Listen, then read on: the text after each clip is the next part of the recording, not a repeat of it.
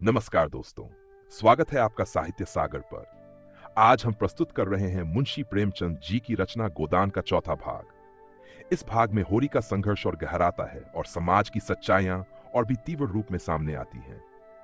तो चलिए इस साहित्यिक यात्रा में एक और कदम आगे बढ़ाते हैं। होरी को रात भर नींद नहीं आई। नीम के पेड़ तले अपनी बांस की खाट पर पड़ा बार बार तारों की ओर देखता था। गाय के लिए एक नाद गाड़नी है, बैलों से अलग उसकी नाद रहे तो अच्छा। अभी तो रात को बाहर ही रहेगी, लेकिन चौमासे में उसके लिए कोई दूसरी जगह ठीक करनी होगी। बाहर लोग नजर लगा देते हैं, कभी कभी तो ऐसा टोना टोटका कर देते हैं कि गाय का दूध ही सूख जाता है। थन में हाथ ही नहीं लगाने देती, लात मारती है। नहीं, बाहर बांधना ठीक नहीं। और बाहर नाद भी कौन गाड़ने देगा। कारिंदा साहब नजर के लिए मुंह फुलाएंगे। छोटी छोटी बात के लिए राय साहब के पास फरियाद ले जाना भी उचित नहीं। और कारिंदे के सामने मेरी सुनता कौन है। उनसे कुछ कहूं तो कारिंदा दुश्मन हो जाए। जल में रहकर मगर से बैर करना लड़कपन है। भीतर ही बांधूंगा। आंगन है तो छोटा सा, लेकिन एक मढ़ैया डाल देने से काम चल जाएगा। अभी पहला ही बयान है, 5 सेर से कम क्या दूध देगी। सेर भर तो गोबर ही को चाहिए। रुपया दूध देखकर कैसी ललचाती रहती है। अब पिए जितना चाहे। कभी कभी 2-4 सेर मालिकों को दे आया करूंगा। कारिंदा साहब की पूजा भी करनी ही होगी और भोला के रुपए भी दे देना चाहिए। सगाई के ढकोसले में उसे क्यों डालूं। जो आदमी अपने ऊपर इतना विश्वास करे, उससे दगा करना नीचता है। 80 रुपए की गाय मेरे विश्वास पर दे दी। नहीं, यहां तो कोई 1 पैसे को नहीं पतियाता। सन में क्या कुछ न मिलेगा। अगर 25 रुपए भी दे दूं, धनिया से नाहक बता दिया। चुपके से गाय लेकर बांध देता तो चकरा जाती। लगती पूछने किसकी गाय है, कहां से लाए हो। खूब दिख करके तब बताता, लेकिन जब पेट में बात पचे भी। कभी 2-4 पैसे ऊपर से आ जाते हैं, उनको भी तो नहीं छिपा सकता। और ये अच्छा भी है, उसे घर की चिंता रहती है। अगर उसे मालूम हो जाए कि इनके पास भी पैसे रहते हैं तो फिर नखरे बहारने लगे। गोबर जरा आलसी है, नहीं मैं गू की ऐसी सेवा करता कि जैसी चाहिए। आलसी वालसी कुछ नहीं है। इस उम्र में कौन आलसी नहीं होता। मैं भी दादा के सामने मटरगस्ती ही किया करता था। बेचारे पहर रात से कुट्टी काटने लगते। कभी द्वार पर झाड़ू लगाते, कभी खेत में खाद फेंकते। मैं पड़ा सोता रहता था। कभी जगा देते तो मैं बिगड़ जाता और घर छोड़कर भाग जाने की धमकी देता था। लड़के जब अपने माँ बाप के सामने भी जिंदगी का थोड़ा सा सुख न भोगेंगे, फिर जब अपने सिर पड़ गई तो क्या भोगेंगे। दादा के मरते ही क्या मैंने घर नहीं संभाल लिया। सारा गांव यही कहता था कि होरी घर बर्बाद कर देगा, लेकिन सिर पर बोझ पड़ते ही मैंने ऐसा चोला बदला कि लोग देखते रह गए। शोभा और हीरा अलग ही हो गए। नहीं, आज इस घर की और ही बात होती। 3 हल एक साथ चलते, अब तीनों अलग अलग चलते हैं। बस समय का फेर है। धनिया का क्या दोष था। बेचारी जब से घर में आई, कभी तो आराम से न बैठी। डोली से उतरते ही सारा काम सिर पर उठा लिया। अम्मा को पान की तरह फेरती रहती थी। जिसने घर के पीछे अपने को मिटा दिया, देवरानियों से काम करने को कहती थी तो क्या बुरा करती थी। आखिर उसे भी तो कुछ आराम मिलना चाहिए। लेकिन भाग्य में आराम लिखा होता तब तो मिलता। तब देवरों के लिए मरती थी, अब अपने बच्चों के लिए मरती है। वह इतनी सीधी, गमखोर, निर्छल न होती है तो आज शोभा और हीरा जो मूंछों पर ताव देते फिरते हैं, कहीं भीख मांगते होते। आदमी कितना स्वार्थी हो जाता है। जिसके लिए लड़ो वही जान का दुश्मन हो जाता है। होरी ने फिर पूर्व की ओर देखा। साइत भिनसार हो रहा है। गोबर काहे को जगने लगा। नहीं, कह के तो यही सोया था कि मैं अंधेरे ही चला जाऊंगा। जाकर नांद तो गाड़ दूं, लेकिन नहीं, जब तक गाय द्वार पर ना आ जाए नांद गाड़ना ठीक नहीं। कहीं भोला बदल गए या और किसी कारण से गाय न दी तो सारा गांव तालियां पीटने लगेगा। चले थे गाय लेने। पट्टे ने इतनी फुर्ती से नांद गाड़ दी मानो इसी की कसर थी। भोला है तो अपने घर का मालिक, लेकिन जब लड़के सयाने हो गए तो बाप की कौन चलती है। कामता और जंगी अकड़ जाए तो क्या भोला अपने मन से गाय मुझे दे देंगे, कभी नहीं। सहसा गोबर चौंक कर उठ बैठा और आंखें मलता हुआ बोला, अरे ये तो भोर हो गया। तुमने नाद गाड़ दी दादा। होरी गोबर के सुगठित शरीर और चौड़ी छाती की ओर गर्व से देखकर और मन में यह सोचते हुए कि कहीं इसे गोरस मिलता तो कैसा पट्टा हो जाता, बोला, नहीं अभी नहीं गाड़ी। सोचा कहीं न मिले तो नाहक भदिद हो। गोबर ने त्योरी चढ़ाकर कहा, मिलेगी क्यों नहीं, उनके मन में कोई चोर बैठ जाए, चोर बैठे या डाकू, गाय तो उन्हें देनी ही पड़ेगी। गोबर ने और कुछ न कहा, लाठी कंधे पर रखी और चल दिया। होरी उसे जाते देखता हुआ अपना कलेजा ठंडा करता रहा। अब लड़के की सगाई में देर न करनी चाहिए। 17वां लग गया, मगर करें कैसे? कहीं पैसे के भी दर्शन हो। जब से तीनों भाइयों में अलगौजा हो गया, घर की साख जाती रही। मैं तो लड़का देखने आते हैं, पर घर की दशा देखकर मुंह फीका करके चले जाते हैं। 2-1 राजी भी हुए तो रुपए मांगते हैं। 200-300 लड़की का दाम चुकाए और इतना ही ऊपर से खर्च करे तब जाकर ब्याह हो। कहां से आए इतने रुपए? रास खलिहान में तुल जाती है, खाने भर को भी नहीं बचता। ब्याह कहां से हो? और अब तो सोना ब्याहने योग्य हो गई। लड़के का ब्याह न हुआ, न सही। लड़की का ब्याह न हुआ तो सारी बिरादरी में हंसी होगी। पहले तो उसी की सगाई करनी है, पीछे देखी जाएगी। एक आदमी ने आकर राम राम किया और पूछा, तुम्हारी कोठी में कुछ बांस होंगे महतो? होरी ने देखा, दमड़ी बसार सामने खड़ा है, नाटा काला, खूब मोटा, चौड़ा मुंह, बड़ी बड़ी मूंछें, लाल आंखें, कमर में बांस काटने की कटार खोसे हुए। साल में 1-2 बार आकर चिकें, कुर्सियां, मोड़े, टोकरियां आदि बनाने के लिए कुछ बांस काट ले जाता था। होरी प्रसन्न हो गया। मुट्ठी गर्म होने की कुछ आशा बोधी। चौधरी को ले जाकर अपनी तीनों कोठियां दिखाई, मोल भाव किया और 25 रुपए सैकड़े में 50 बांसों का बयाना ले लिया। फिर दोनों लौटे। होरी ने उसे छिलम पिलाई, जलपान कराया और तब रहस्यमय भाव से बोला, मेरे बांस कभी 30 रुपए से कम नहीं जाते, लेकिन तुम घर के आदमी हो, तुमसे क्या मोल भाव करता? तुम्हारा वह लड़का जिसकी सगाई हुई थी अभी परदेश से लौटा कि नहीं? चौधरी ने छिलम का दम लाकर खांसते हुए कहा, उस लौंडे के पीछे तो मर मिटा महतो। जवान बहू घर में बैठी थी और वह बिरादरी की एक दूसरी औरत के साथ परदेश में मौज करने चल गया। बहू भी दूसरे के साथ निकल गई। बड़ी नाकिस जात है महतो, किसी की नहीं होती। कितना समझाया कि तू जो चाहे खा, जो चाहे पहन, मेरी नाक न कटवा, मुदा कौन सुनता है। औरत को भगवान सब कुछ दे, रूप न दे, नहीं वह काबू में नहीं रहती। कोठिया तो बढ़ गई होंगी। होरी ने आकाश की ओर देखा और मानो उसकी महानता में उड़ता हुआ बोला, सब कुछ बोट गया चौधरी। जिनको लड़कों की तरह पाला पोसा, वह बराबर के हिस्सेदार हैं। लेकिन भाई का हिस्सा खाने की अपनी नीयत नहीं है। इधर तुमसे रुपए मिलेंगे, उधर दोनों भाइयों को बांट दूंगा। 4 दिन की जिंदगी में क्यों किसी से छल कपट करूं? नहीं कह दूं कि 20 रुपए सैकड़े में बेचे हैं, तो उन्हें क्या पता लगेगा? तुम उनसे कहने थोड़े ही जाओगे। तुम्हें तो मैंने बराबर अपना भाई समझा है। व्यवहार में हम भाई के अर्थ का कितना ही दुरुपयोग करें, लेकिन उसकी भावना में जो पवित्रता है वह हमारी कालिमा से कभी मलिन नहीं होती। होरी ने अप्रत्यक्ष रूप से यह प्रस्ताव करके चौधरी के मुंह की ओर देखा कि वह स्वीकार करता है या नहीं। उसके मुख पर कुछ ऐसा मिथ्या विनीत भाव प्रकट हुआ जो भिक्षा मांगते समय मोटे भिक्षुकों पर आ जाता है। चौधरी ने होरी का आसन पाकर चाबुक जमाया। हमारा तुम्हारा पुराना भाईचारा है महतो, ऐसी बात है भला। लेकिन बात यह है कि ईमान आदमी बेचता है तो किसी लालच से। 20 रुपए नहीं, मैं 15 रुपए कहूंगा, लेकिन जो 20 रुपए के दाम लो। होरी ने खिसियाकर कहा, तुम तो चौधरी अंधेर करते हो। 20 रुपए में कहीं ऐसे बांस जाते हैं? ऐसे क्या क्या, इससे अच्छे इस बांस जाते हैं 10 रुपए पर। हां, 10 कोस और पश्चिम चले जाओ। मोल बांस का नहीं है, शहर के नगीच होने का है। आदमी सोचता है जितनी देर वहां जाने में लगेगी उतनी देर में तो 2-4 रुपए का काम हो जाएगा। सौदा पट गया। चौधरी ने मिर्जी उतारकर छान पर रख दी और बांस काटने लगा। ऊख की सिंचाई हो रही थी। हीरा बहू कलेवा लेकर कुएं पर जा रही थी। चौधरी को बांस काटते देखकर घूंघट के अंदर से बोली, कौन बांस काटता है? यहां बांस न कटेंगे। चौधरी ने हाथ रोककर कहा, बांस मोल लिए हैं, 15 रुपए सैकड़े का बयाना हुआ है। सेंत में नहीं काट रहे हैं। हीरा बहू अपने घर की मालकिन थी। उसी के विद्रोह से भाइयों में अलगौजा हुआ था। धनिया को परास्त करके शेर हो गई थी। हीरा कभी कभी उसे पीटता था।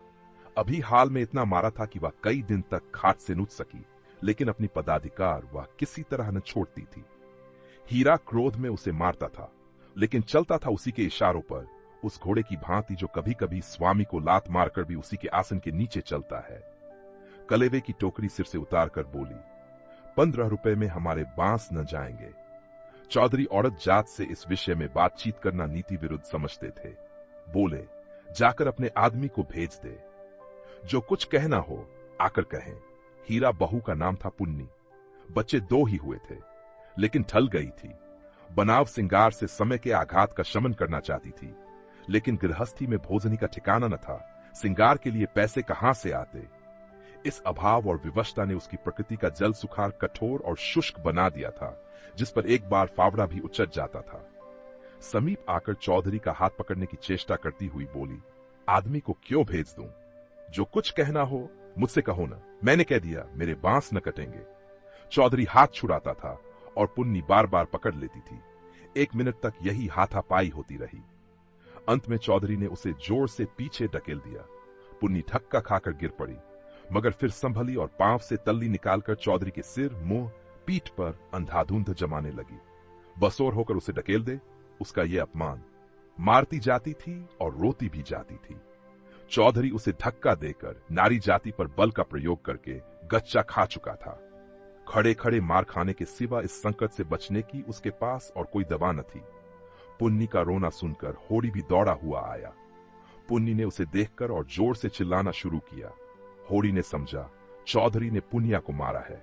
खून ने जोश मारा और अलगौजे की ऊंची बांध को तोड़ता हुआ डैथ सब कुछ अपने अंदर समेटने के लिए बाहर निकल पड़ा। चौधरी को जोर से एक लात जमाकर बोला, अब अपना भला चाहते हो चौधरी, तो यहां से चले जाओ, नहीं तुम्हारी लहास उठेगी। तुमने अपने को समझा क्या है? तुम्हारी इतनी मजाल कि मेरी बहू पर हाथ उठाओ। चौधरी कसमें खा खाकर अपनी सफाई देने लगा। तल्लियों की चोट में उसकी अपराधी आत्मा मौन थी। ये लात उसे निरपराध मिली और उसके फूले हुए गाल आंसुओं से भींग गए। उसने तो बहू को छुआ भी नहीं। क्या वह इतना गंवार है कि महतो के घर की औरतों पर हाथ उठाएगा? होरी ने अविश्वास करके कहा, आंखों में धूल मत झोंको चौधरी, तुमने कुछ कहा नहीं तो बहू झूठ मूठ रोती है। रुपए की गर्मी है तो वह निकाल दी जाएगी। अलग है तो क्या हुआ, है तो एक खून। कोई तिरछी आंख से देखे तो आंख निकाल ले। पुन्नी चंडी बनी हुई थी, गला फाड़कर बोली, तूने मुझे धक्का देकर गिरा नहीं दिया? खा जा अपने बेटे की कसम। हीरा को भी खबर मिली कि चौधरी और पुनिया में लड़ाई हो रही है। चौधरी ने पुनिया को धक्का दिया। पुनिया ने उसे तल्लियों से पीटा।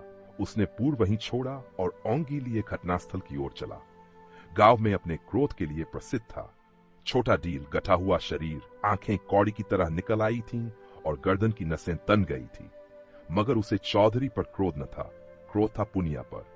वह क्यों चौधरी से लड़ी? क्यों उसकी इज्जत मिट्टी में मिला दी? बसोर से लड़ने झगड़ने का उसे क्या प्रयोजन था?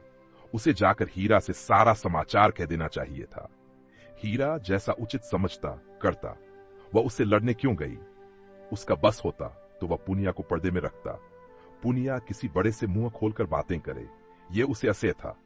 वह खुद जितना उद्दंड था, पुनिया को उतना ही शांत रखना चाहता। जब भैया ने 15 रुपये में सौदा कर लिया तो ये बीच में कूदने वाली कौन? आते ही उसने पुन्नी का हाथ पकड़ लिया और घसीटता हुआ अलग ले जाकर लगा लातें जमाने। हरामजादी, तू हमारी नाक कटाने पर लगी हुई है। तू छोटे छोटे आदमियों से लड़ती फिरती है, किसकी पगड़ी नीची होती है बता। एक लात और जमाक, हम तो वहां कलेव की बात देख रहे हैं, तू यहां लड़ाई ठाने बैठी है। इतनी बेशर्मी, आंख का पानी ऐसा गिर गया, खोद कर गाड़ दूंगा। पुन्नी हाय हाय करती जाती थी और कोसती जाती थी, तेरी मिट्टी उठे, तुझे हैजा हो जाए, तुझे मरी आए, देवी मैया तुझे लील जाए, तुझे इन्फ्लुएंजा हो जाए, भगवान करे तू कोड़ी हो जाए, हाथ पांव कट कट गिरे। और गालियां तो हीरा खड़ा खड़ा सुनता रहा, लेकिन यह पिछली गाली उसे लग गई। हैजा मरी आदि में विशेष कष्ट न था। इधर बीमार पड़े, उधर विदा हो गए, लेकिन कोड़, ये घिनौनी मौत और उससे भी घिनौना जीवन। वह तिलमिला उठा, दांत पीसता हुआ फिर पुनिया पर झपटा और छोटे पकड़कर फिर उसका सिर जमीन पर रगड़ता हुआ बोला, हाथ पांव कटकर गिर जाएंगे तो मैं तुझे लेकर चाटूंगा। तू ही मेरे बाल बच्चों को पालेगी? तू ही इतनी बड़ी गिरस्ती चलाएगी? तू तो दूसरा भरतार करके किनारे खड़ी हो जाएगी। चौधरी को पुनिया की इस दुर्गति पर दया आ गई। हीरा को उदारता पूर्वक समझाने लगा, हीरा महतो, अब जाने दो, बहुत हुआ। क्या हुआ? बहू ने मुझे मारा, मैं तो छोटा नहीं हो गया। धन्य भाग कि भगवान ने यह तो दिखाया। हीरा ने चौधरी को डांटा, तुम चुप रहो चौधरी, नहीं मेरे क्रोध में पड़ जाओगे तो बुरा होगा। औरत जात इसी तरह बकती है, आज को तुमसे लड़ गई, कल को दूसरों से लड़ जाएगी। तुम भले मानस हो, हंसकर टाल गए, दूसरा तो बर्दाश्त न करेगा। कहीं उसने भी हाथ छोड़ दिया तो कितनी आबरू रह जाएगी बताओ। इस ख्याल ने उसके क्रोध को फिर भड़काया। लपका था कि होरी ने दौड़कर पकड़ लिया और उसे पीछे हटाते हुए बोला, अरे हो तो गया, देख तो लिया दुनिया ने कि बड़े बहादुर हो, अब क्या उसे पीस कर पी जाओगे। हीरा अब भी बड़े भाई का अदब करता था, सीधे सीधे न लड़ता था। चाहता तो एक छटके में अपना हाथ छुड़ा लेता, लेकिन इतनी बेअदबी न कर सका। चौधरी की ओर देखकर बोला, अब खड़े क्या ताकते हो, जाकर अपने बांस काटो। मैंने सही कर दिया, मैंने सही कर दिया। 15 रुपये सैकड़े में तय है। कहां तो पुन्नी रो रही थी, कहां चमक कर उठी और अपना सिर पीटकर बोली, लगा दे घर में आग, मुझे क्या करना है। भाग फूट गया कि तुम जैसी कसाई के पाले पड़ी। लगा दे घर में आग। उसने कलेऊ की टोकरी वहीं छोड़ दी और घर की ओर चली। हीरा गर्जा, वहां कहां जाती हैं, चल कुएं पर। नहीं खून पी जाऊंगा। पुनिया के पांव रुक गए।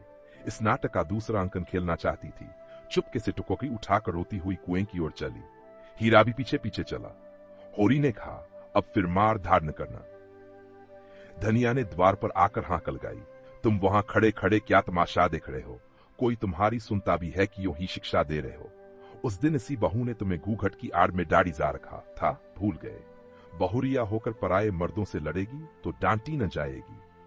होरी द्वार पर आकर नटखटपन के साथ बोला, और जो मैं इसी तरह तुझे मारूं, क्या कभी मारा नहीं है जो मारने की साथ बनी हुई है। इतनी बेदर्दी से मारता तो तू घर छोड़कर भाग जाती। पुनिया बड़ी गमखोर है। ओहो, ऐसे ही तो बड़े दर्द वाले हो, अभी तक मार का दाग बना हुआ है। हीरा मारता है तो दुलारता भी है। तुमने खाली मारना सीखा, दुलार करना सीखा ही नहीं। मैं ही ऐसी हूं कि तुम्हारे साथ निभा हुआ। अच्छा रहने दे, बहुत अपना बखान न कर। तू ही रूट रूट कर नहर भागती थी। जब महीनों खुशामद करता था तब जाकर आती थी। जब अपनी गरज सताती थी तब मनाने जाते थे लाला, मेरे दुलार से नहीं जाते थे। इसी से तो मैं सबसे तेरा बखान करता हूं। वैवाहिक जीवन के प्रभात में लालसा अपनी गुलाबी मादकता के साथ उदय होती है और हृदय के सारे आकाश को अपने माधुर्य की सुनहरी किरणों से रंजित कर देती है। फिर मध्याह्न का प्रखर ताप आता है, क्षण क्षण पर बगुले उठते हैं और पृथ्वी कांपने लगती है। लालसा का सुनहरा आवरण हट जाता है और वास्तविकता अपने नग्न रूप में सामने आ खड़ी है। उसके बाद विश्राम में संध्या आती है, शीतल और शांत, जब हम थके हुए पथिकों की भांति दिन भर की यात्रा का वृत्तांत कहते और सुनते हैं, तटस्थ भाव से, मानो हम किसी ऊंचे शिखर पर जा बैठे हैं जहां नीचे का जनरूरव हम तक नहीं पहुंचता। धनिया ने आंखों में रस भरकर कहा, चलो चलो बड़े बखान करने वाले, जरा सा कोई काम बिगड़ जाए तो गर्दन पर सवार हो जाते हो। होरी ने मीठे उलाहने के साथ कहा, ले अब यही तेरी बेइंसाफी मुझे अच्छी नहीं लगती धनिया। भोला से पूछ, मैंने उनसे तेरे बारे में क्या कहा था। धनिया ने बात बदल कर कहा, देखो गोबर गाय लेकर आता है कि खाली हाथ। चौधरी ने पसीने में लथपथ आकर कहा, महतो चलकर बांस गिन लो, कल ठेला लाकर उठा ले जाऊंगा। होरी ने बांस गिनने की जरूरत न समझी। चौधरी ऐसा आदमी नहीं है, फिर एक आध बांस बेसी ही काट लेगा तो क्या, रोज ही तो मंगनी बांस करते रहते हैं। सहालगों में तो मंडप बनाने के लिए लोग दर्जनों बांस काट ले जाते हैं।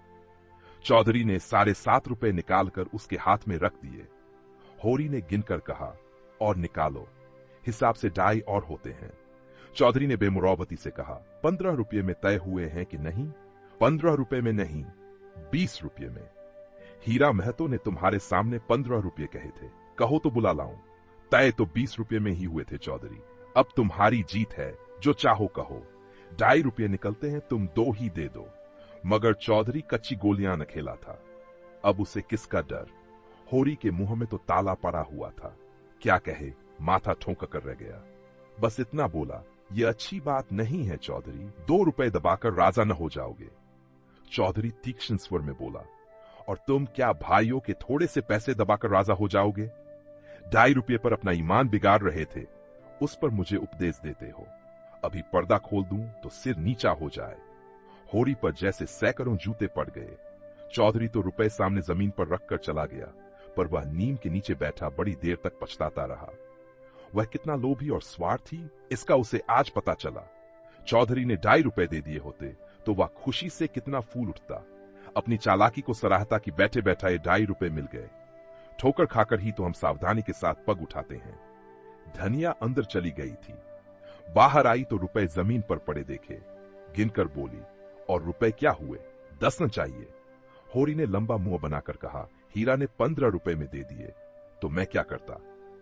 हीरा 5 रुपए में दे दे, हम नहीं देते इन दामों। वहां मारपीट हो रही थी, मैं बीच में क्या बोलता? होरी ने अपनी पराजय अपने मन में ही डाल ली, जैसे कोई चोरी से आम तोड़ने के लिए पेड़ पर चढ़े और गिर पड़ने पर धूल झाड़ता हुआ उठ खड़ा हो कि कोई देख न ले। जीतकर आप अपनी धोखेबाजियों की डींग मार सकते हैं। जीत से सब कुछ माफ है, हार की लज्जा तो पी जाने की ही वस्तु है। धनिया पति को फटकारने लगी, ऐसे सुअवसर उसे बहुत कम मिलते थे। होरी उससे चतुर था, पर आज बाजी धनिया के हाथ थी। हाथ मटकाकर बोली, क्यों न हो भाई ने 15 रुपये कह दिए तो तुम कैसे टोकते? अरे राम राम, लाडले भाई का दिल छोटा हो जाता कि नहीं? फिर जब इतना बड़ा अनर्थ हो रहा था कि लाडली बहू के गले पर छुरी चल रही थी, तो भला तुम कैसे बोलते? उस वक्त कोई तुम्हारा सरबस लूट लेता तो भी तुम्हें सुध न होती। होरी चुपचाप सुनता रहा, मिनका तक नहीं। छुझलाहट हुई, क्रोध आया, खून खौला, आंख जली, दांत तक पिसे, लेकिन बोला नहीं। चुपके से कुदाल उठाई और ऊख गोड़ने चला। धनिया ने कुदाल छीनकर कहा, क्या अभी सबेरा है जो ऊख गोड़ने चले? सूरज देवता माथे पर आ गए, नहाने धोने जाओ। रोटी तैयार है। होरी ने घुन्नाकर कहा, मुझे भूख नहीं है। धनिया ने जले पर नोन छिड़का, हां काहे को भूख लगेगी? भाई ने बड़े बड़े लड्डू खिला दिए हैं ना, भगवान ऐसे सपूत भाई सबको दें। होरी बिगड़ा, क्रोध अब रस्सियां तुड़ा रहा था। तू आज मार खाने पर लगी हुई है। धनिया ने नकली विनय का नाटक करके कहा, क्या करूं, तुम दुलार ही इतना करते हो कि मेरा सिर फिर गया है। तू घर में रहने देगी कि नहीं? घर तुम्हारा, मालिक तुम, मैं भला कौन होती हूं तुम्हें घर से निकालने वाली? होरी आज धनिया से किसी तरह पेश नहीं पा सकता, उसकी अकल जैसे कुंद हो गई है। इन व्यंग्यबानों के रोकने के लिए उसके पास कोई ढाल नहीं है। धीरे से कुदाल रख दी और गमछा लेकर नहाने चला गया। लौटा कोई आध घंटे में, मगर गोबर अभी तक न आया था। अकेले कैसे भोजन करे?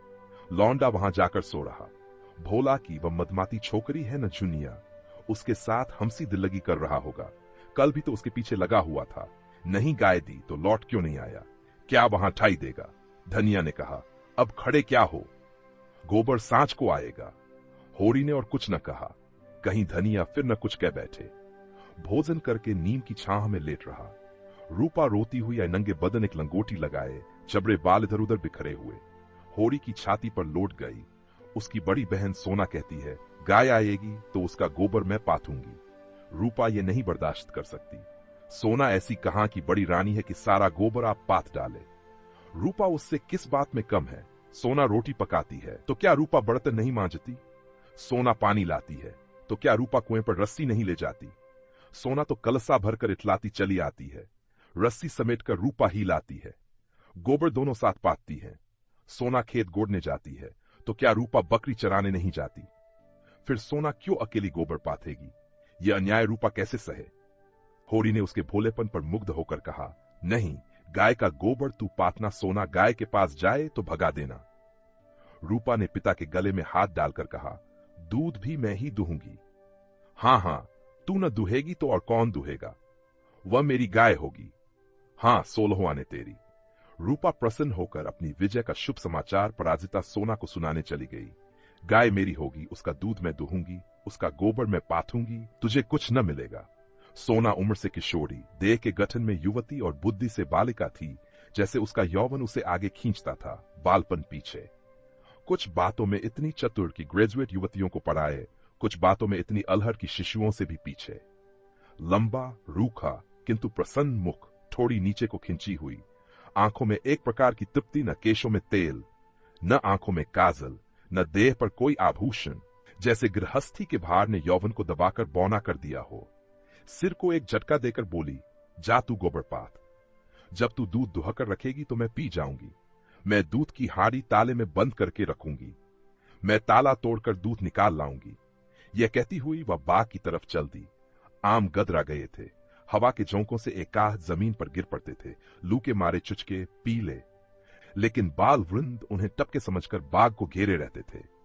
रूपा भी बहन के पीछे होली। जो काम सोना करे वह रूपा जरूर करेगी। सोना के विवाह की बातचीत हो रही थी। रूपा के विवाह की कोई चचार नहीं करता, इसलिए वह स्वयं अपने विवाह के लिए आग्रह करती है। उसका दूल्हा कैसा होगा, क्या क्या लाएगा, उसे कैसे रखेगा, उसे क्या खिलाएगा, क्या पहनाएगा, इसका वह बड़ा विशद वर्णन करती, जिसे सुनकर कदाचित कोई बालक उससे विवाह करने पर राजी न होता। सांझ हो रही थी। होरी ऐसा अलसाया कि ऊख गोड़ने न जा सका। बैलों को नाद में लगाया, सानी खरीदी और एक चिलम भरकर पीने लगा। इस फसल में सब कुछ खलिहान में तौल देने पर भी अभी उस पर कोई 300 कर्ज था, जिस पर कोई 100 रुपए सूद के बढ़ते जाते थे। मंगरू साह से आज 5 साल हुए बैल के लिए 60 रुपए लिए थे। उसमें 60 दे चुका था, पर वह 60 रुपए ज्यों के त्यों बने हुए थे। दाता दीन पंडित से 30 रुपए लेकर आलू बोए थे। आलू तो चोर खोद ले गए और उस 30 के इन 3 वर्षों में 100 हो गए थे। दुलारी विधवा सहुआइन थी, जो गांव में नोन तेल तमाकू की दुकान रखे हुए थी। बंटवारे के समय उसे 40 रुपए लेकर भाइयों को देना पड़ा था। उसके भी लगभग 100 रुपए हो गए थे ना, क्योंकि आने रुपये का ब्याज था। लगान के भी अभी 25 रुपए बाकी पड़े हुए थे और दशहरे के दिन शगुन के रुपयों का भी कोई प्रबंध करना था। बांसों के रुपए बड़े अच्छे समय पर मिल गए।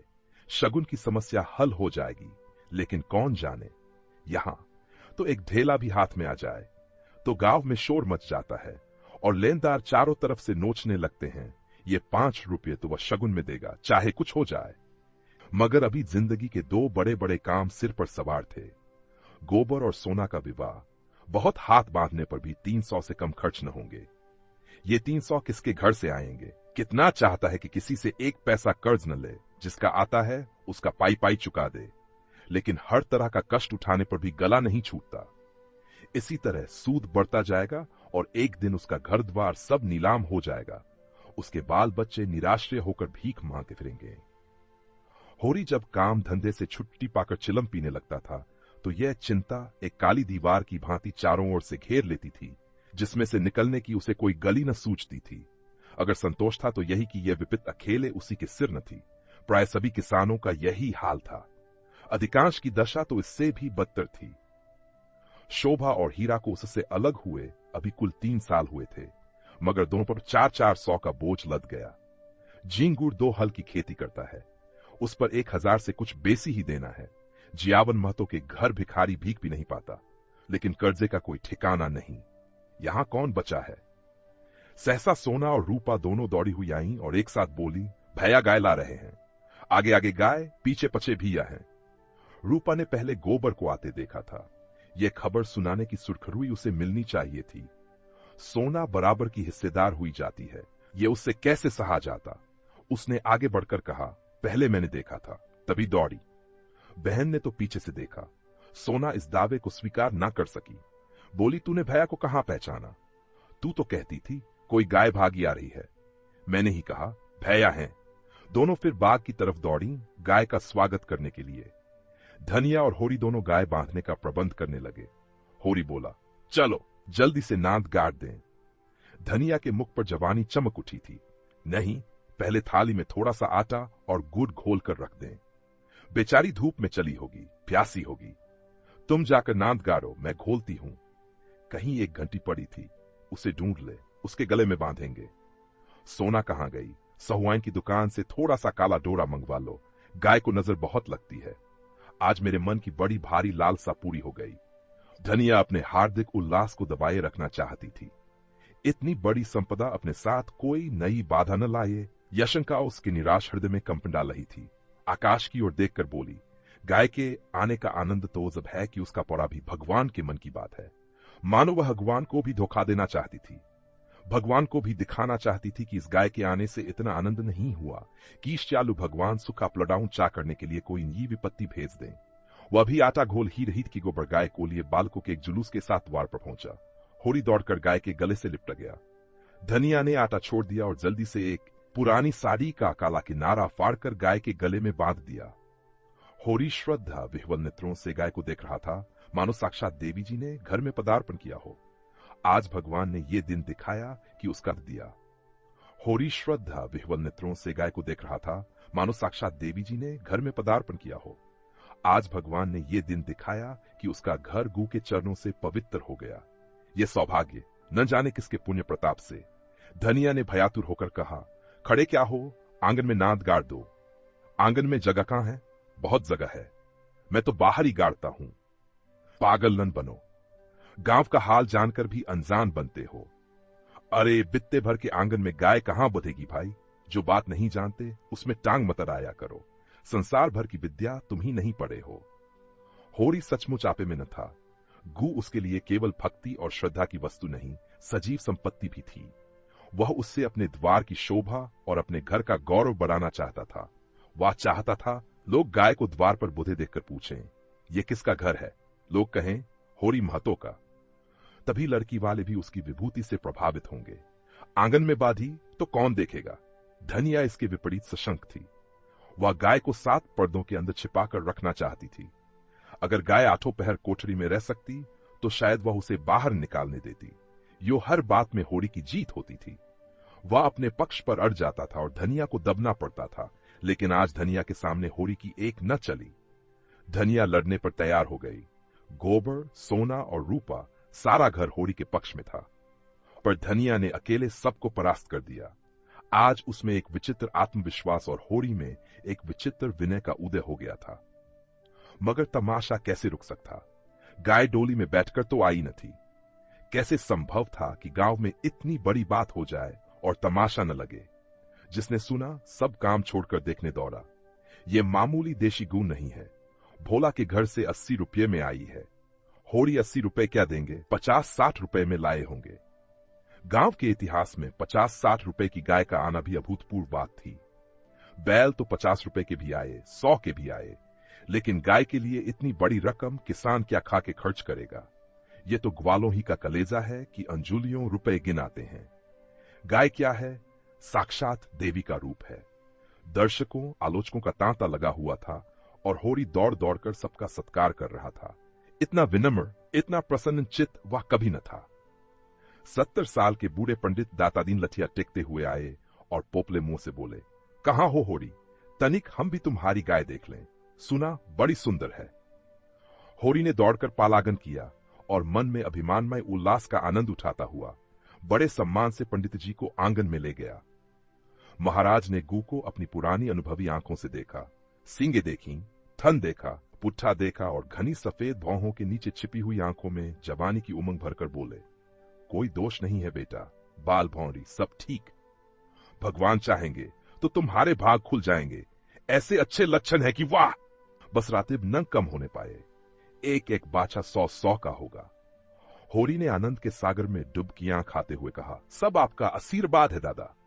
दातादीन ने सुरती की पीक थूकते हुए कहा, मेरा आशीर्वाद नहीं है बेटा, भगवान की दया है। यह सब प्रभु की दया है। रुपए नगद दिए, होरी ने बेपरकी उड़ाई। अपने महाजन के सामने भी अपनी समृद्धि प्रदर्शन का ऐसा अवसर पाकर वह कैसे छोड़े।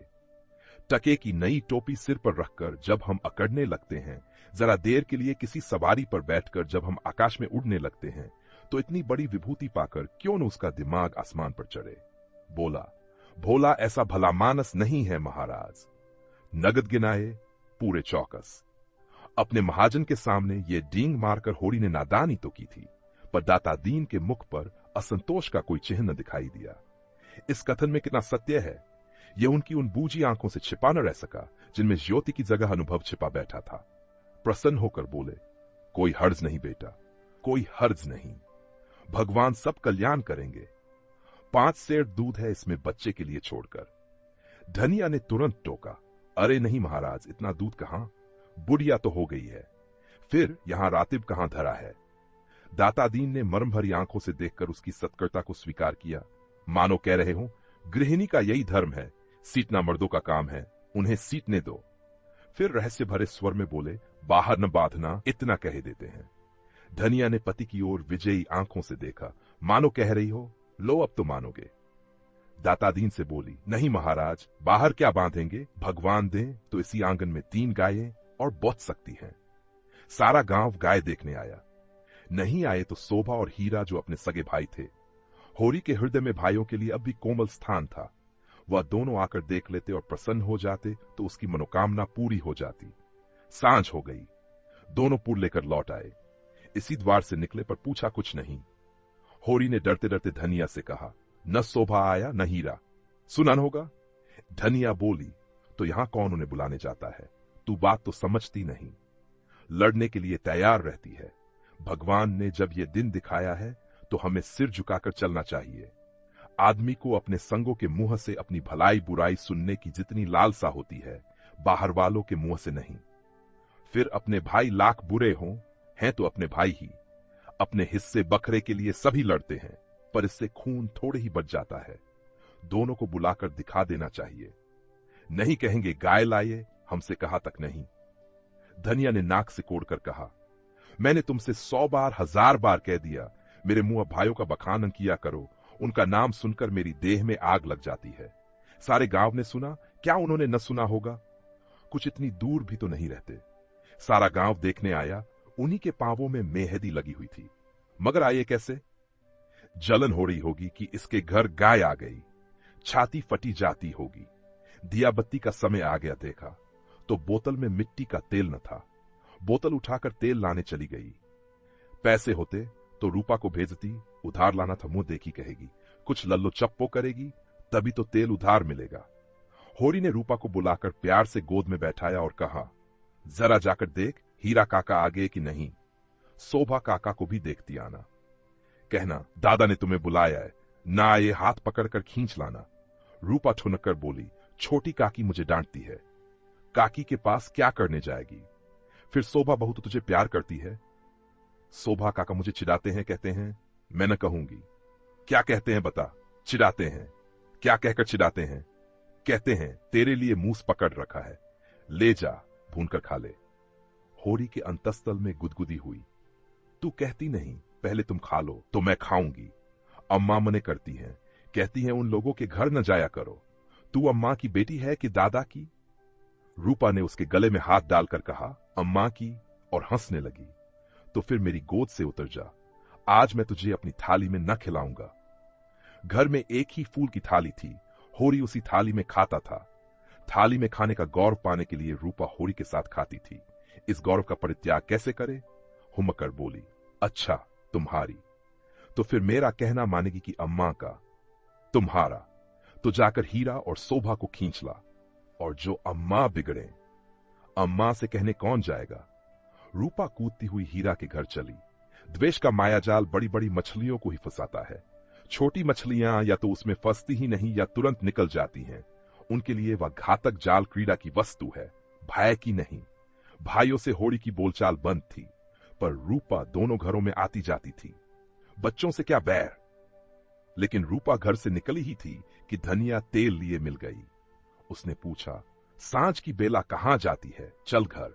रूपा मां को प्रसन्न करने के प्रलोभन को न रोक सकी। धनिया ने डांटा, चल घर, किसी को बुलाने नहीं जाना है। रूपा का हाथ पकड़े हुए वह घर आई और होरी से बोली, मैंने तुमसे 1000 बार कह दिया, मेरे लड़कों को किसी के घर न भेजा करो। किसी ने कुछ कर दिया तो मैं तुम्हें लेकर चाटूंगी। ऐसा ही बड़ा प्रेम है तो आप क्यों नहीं जाते? अभी पेट नहीं भरा जान पड़ता है। होरी नाच जमा रहा था, हाथों में मिट्टी लपेटे हुए अजान का अभिनय करके बोला, किस बात पर बिगड़ती है भाई? ये तो अच्छा नहीं लगता कि अंधे कुकर की तरह हवा को भूखा करे। धनिया को कुप्पी में तेल डालना था, इस समय झगड़ा न बढ़ाना चाहती थी। रूपा भी लड़कों में जा मिली। पहर रात से ज्यादा जा चुकी थी, नाद गड़ चुकी थी। सानी और खली डाल दी गई थी। गाय मनमारे उदास बैठी थी, जैसे कोई वधू ससुराल आई हो। नाद में मुंह तक न डालती थी।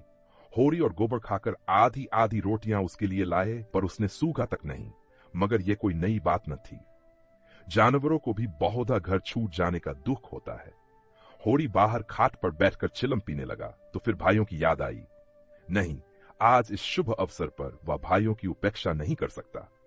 उसका हृदय वह विभूति पाकर विशाल हो गया था। भाइयों से अलग हो गया है तो क्या हुआ, उनका दुश्मन तो नहीं है। यही गाय 3 साल पहले आई होती तो सभी का उस पर बराबर अधिकार होता, और कल को यही गाय दूध देने लगेगी तो क्या वह भाइयों के घर दूध न भेजेगा या दही न भेजेगा? ऐसा तो उसका धर्म नहीं है। भाई उसका बुरा चेते, वह क्यों उसका बुरा चेते? अपनी अपनी करनी तो अपने अपने साथ है। उसने नारियल खाट के पाए से लगाकर रख दिया और हीरा के घर की ओर चला। शोभा का घर भी उधर ही था। दोनों अपने अपने द्वार पर लेटे हुए थे। काफी अंधेरा था। होरी पर उनमें से किसी की निगाह नहीं पड़ी। दोनों में कुछ बातें हो रही थीं।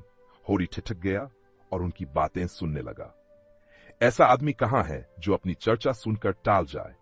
हीरा ने कहा, जब तक एक में थे एक बकरी भी नहीं ली, अब पछाई गाय ली जाती है। भाई का हक मारकर किसी को फलते फूलते नहीं देखा। शोभा बोला, यह तुम अन्याय कर रहे हो हीरा।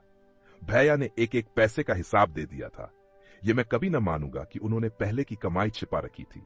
तुम मानो चाहे न मानो, है ये पहले की कमाई। किसी पर झूठा इल्जाम लगाना चाहिए। अच्छा, तो ये रुपए कहां से आ गए? कहां से हुन बरस पड़ा? उतने ही खेत तो हमारे पास भी हैं, उतनी ही उपज हमारी भी है। क्यों हमारे पास कफन को कौड़ी नहीं और उनके घर नई गाय आती है? उधार लाए होंगे। भोला उधार देने वाला आदमी नहीं है। कुछ भी हो, गाय है बड़ी सुंदर, गोबर लिए जाता था तो मैंने रास्ते में देखा। बेईमानी का धन जैसे आता है वैसे ही जाता है। भगवान चाहेंगे तो बहुत दिन गाय घर में न रहेगी। होरी से और न सुना गया। वह बीती बातों को बिसारकर अपने हृदय में स्नेह और सौहार्द भरे भाइयों के पास आया था। इस आघात ने जैसे उसके हृदय में छेद कर दिया और वह रसभाव उसमें किसी तरह नहीं टिक रहा था। लत्ते और चिथरे ठूसकर अब उस प्रवाह को नहीं रोक सकता। जी में एक उबाल आया कि उसी क्षण इस आक्षेप का जवाब दे, लेकिन बात बढ़ जाने के भय से चुप रह गया।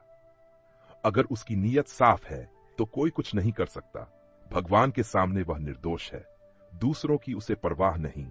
उल्टे पांव लौट आया और वह जला हुआ तंबाकू पीने लगा। लेकिन जैसे वह विष प्रतिक्षण उसकी धमनियों में फैलता जाता था, उसने सो जाने का प्रयास किया पर नींद न आई। बैलों के पास जाकर उन्हें सहलाने लगा।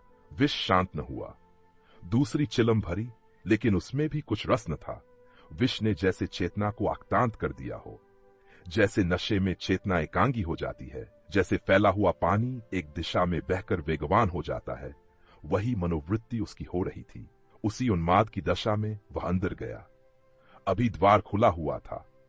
आंगन में एक किनारे चटाई पर लेटी हुई धनिया सोना से देह दबा रही थी और रूपा जो रोज सांझ होते ही सो जाती थी, आज खड़ी गाय का मुंह सहला रही थी। होरी ने जाकर गाय को खूंटे से खोल दिया और द्वार की ओर ले चला। वह इसी वक्त गाय को भोला के घर पहुंचाने का दृढ़ निश्चय कर चुका था। इतना बड़ा कलंक सिर पर लेकर वह अब गाय को घर में नहीं रख सकता, किसी तरह नहीं। धनिया ने पूछा, कहां लिए जाते हो रात को? होरी ने एक पग बढ़ाकर कहा, ले जाता हूं भोला के घर, लौटा दूंगा। धनिया को विस्मय हुआ। उठकर सामने आ गई और बोली, लौटा क्यों दोगे? लौटाने के लिए ही लाए थे। हां, इसके लौटा देने में ही कुशल है। क्यों, बात क्या है? इतने अरमान से लाए और अब लौटाने जा रहे हो? क्या भोला रुपए मांगते हैं? नहीं, भोला यहां कब आया? तो फिर क्या बात हुई? क्या करोगी पूछकर? धनिया ने लपक कर पघिया उसके हाथ से छीन ली। उसकी चपल बुद्धि ने जैसे उड़ती हुई चिड़िया पकड़ ली। बोली, तुम्हें भाइयों का डर हो तो जाकर उसके पैरों पर गिरो। मैं किसी से नहीं डरती। अगर हमारी बढ़ती देखकर किसी की छाती फटती है तो फट जाए, मुझे परवाह नहीं है। होरी ने विनीत स्वर में कहा, धीरे धीरे बोल महारानी, कोई सुने तो कहे ये सब इतनी रात गए लड़ रहे हैं। मैं अपने कानों से क्या सुन आया हूं, तू क्या जाने। यहां चर्चा हो रही है कि मैंने अलग होते समय रुपए दबा लिए थे और भाइयों को धोखा दिया था। यही रुपए अब निकल रहे हैं। हीरा कहता होगा। सारा गांव कह रहा है, हीरा को क्यों बदनाम करूं? सारा गांव नहीं कह रहा है, अकेला हीरा कह रहा है। मैं अभी जाकर पूछती हूं न कि तुम्हारे बाप कितने रुपए छोड़कर मरे थे। दाढ़ीदारों के पीछे हम बर्बाद हो गए, सारी जिंदगी मिट्टी में मिला दी, पाल पोसकर संडा किया, और अब हम बेईमान हैं। मैं कहे देती हूं, अगर गाय घर के बाहर निकली तो अनर्थ हो जाएगा। रख लिए हमने रुपए, दबा लिए, बीच खेत दबा लिए। डंके की चोट कहती हूं, मैंने हंडे भर अशर्फियां छिपा ली। हीरा और शोभा और संसार को जो करना हो कर ले। क्यों न रुपए रख ले। दो संडों का ब्याह नहीं किया, गौना नहीं किया। होरी सिकपिटा गया।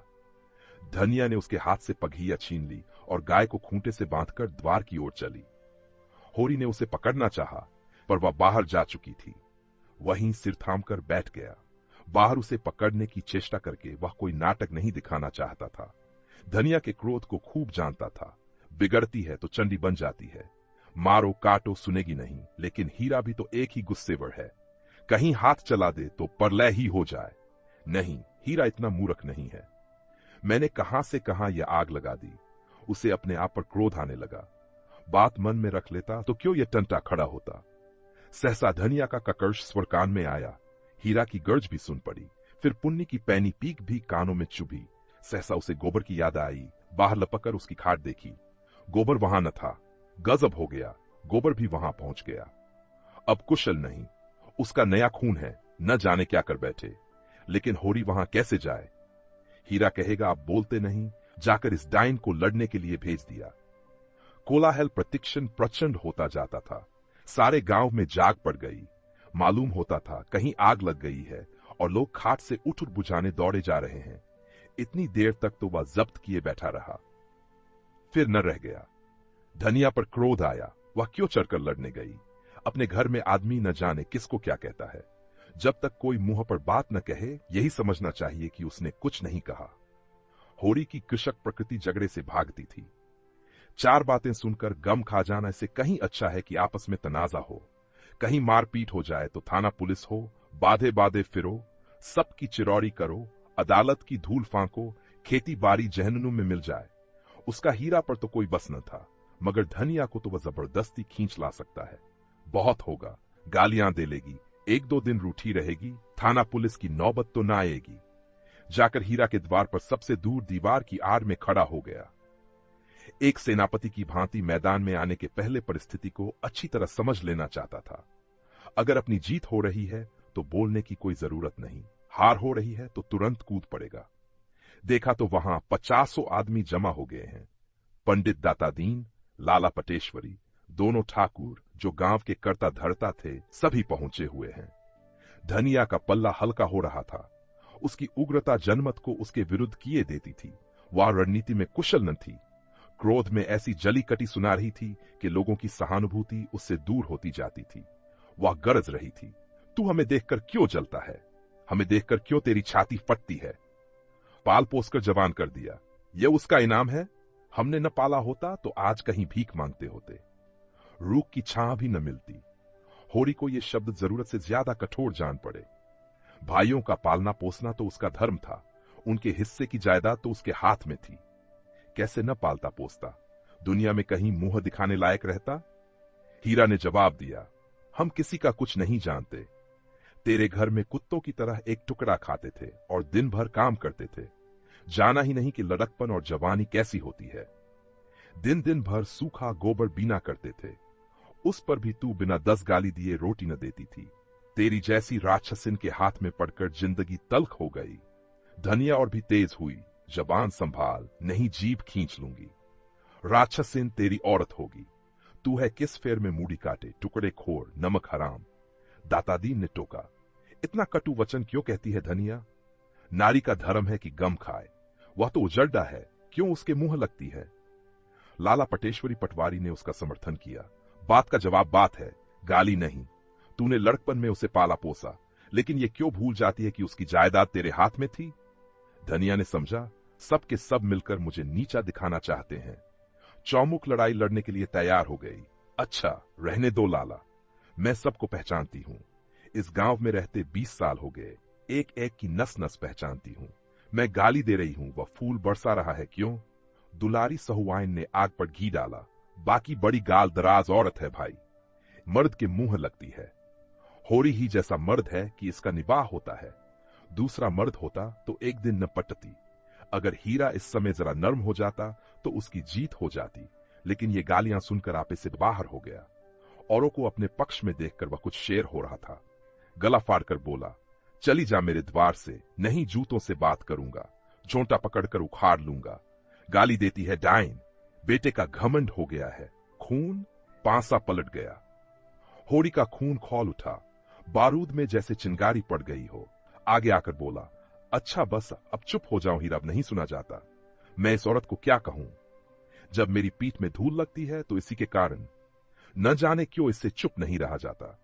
चारों ओर से हीरा पर बौछार पड़ने लगी। दातादीन ने निर्लज कहा, पटेश्वरी ने गुंडा बनाया, जिंगुरी सिंह ने शैतान की वादी दी, दुलारी सहुआइन ने कपूत खा। एक दंड शब्द ने धनिया पर हल्का कर दिया था। दूसरे उग्र शब्द ने हीरा को गच्चे में डाल दिया। उस पर होरी के संयतवाक्य ने रही सही कसर भी पूरी कर दी। हीरा संभल गया। सारा गांव उसके विरुद्ध हो गया। अब बच्चू पर हने में ही उसकी कुशल है। क्रोध के नशे में भी इतना होश उसे बाकी धनिया का कलेजादू न हो गया। होरी से बोली, सुन लो कान खोल के, भाइयों के लिए मरते रहते हो। ये भाई हैं, ऐसे भाई का मुंह न देखे, ये मुझे जूतों से मारेगा। खिला पिला, होरी ने डांटा। फिर क्यों बक बक करने लगी तू? घर क्यों नहीं जाती? धनिया जमीन पर बैठ गई और आर्ट स्वर में बोली, अब तो इसके जूते खा के जाऊंगी। जरा इसकी मर्दूमी देख लूं, कहां है गोबर? अब किस दिन काम आएगा? तू देख रहा है बेटा, तेरी मां को जूते मारे जा रहे हैं। यो विलाप करके उसने अपने क्रोध के साथ होरी के क्रोध को भी क्रियाशील बना डाला। आग को फूंक फूंक कर उसमें ज्वाला पैदा कर दी। हीरा पराजित सा पीछे हट गया। पुन्नी उसका हाथ पकड़कर घर की ओर खींच रही थी। सहसा धनिया ने सिमहनी की भांति झपटकर हीरा को इतने जोर से धक्का दिया कि वह धम से गिर पड़ा और बोली, कहां जाता है? जूते मार, मार जूते, देखूं तेरी मर्दूमी। होरी ने दौड़कर उसका हाथ पकड़ लिया और घसीटता हुआ घर ले चला।